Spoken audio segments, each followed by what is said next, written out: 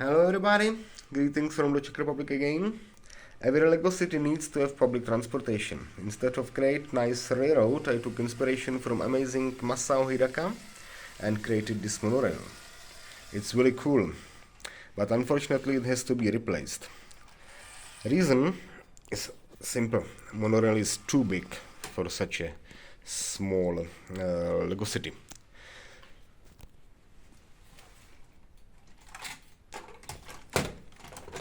So, how it works?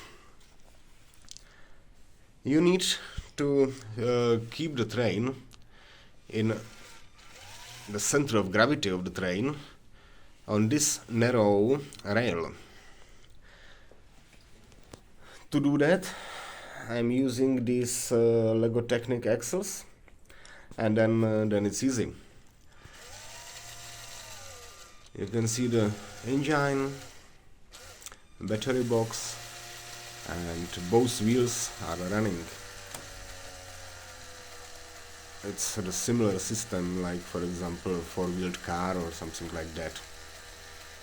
It makes better traction, and you can use also small hills in your city.